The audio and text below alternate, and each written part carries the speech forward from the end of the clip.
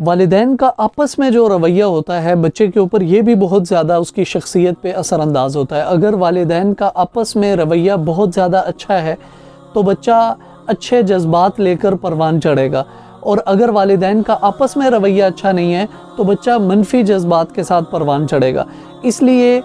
इख्तिलाफ़ात हर जगह पे होते हैं, बर्तन जहाँ भी हों, हवा चले या कुछ हो, वो बर्तन खटकते रहते हैं। इसी तरह वालिदैन का मामला है कि जब 24 घंटे का बल्कि पूरी ज़िंदगी का साथ है तो इसमें इख्तिलाफ़ात का होना, ख़यालात का मुख्तलिफ होना, ये बिल्कुल नॉर्मल और रूटीन की और मामूली सी बात है। लेकिन इस रूटीन और मामूली सी बात को किस तरह से हमने लेकर चलना है ताकि बच्चे के ऊपर उसके मनफी असरात ना हो। वालिदैन बच्चे के सामने कभी भी गालम गलोच पर ना उतरें, बच्चे वालिदैन के सामने कभी भी तू मैं के ऊपर ना उतरें, क्योंकि बच्चा जब इन चीज़ों को देखेगा कि अच्छा मेरे पापा और मेरी मामा गुस्से के दौरान इस तरह से बिहेव कर दें, तो बच्चा जब किसी दूसरे बच्चे से लड़ रहा होगा तो यकीनन बच्चा उसी बिहेव के साथ, वही बच्चे का बिहेवियर होगा दूसरे बच्चों के साथ। और वालिदैन जिस नौइयत का गुस्सा कर रहे हैं, जो गालम गलोच कर रहे हैं, कोई बईद नहीं है कि बच्चा वही गालम गलोच अपने यार दोस्तों के सामने भी कर रहा हो। इसलिए वालिदैन को चाहिए कि आपस के जो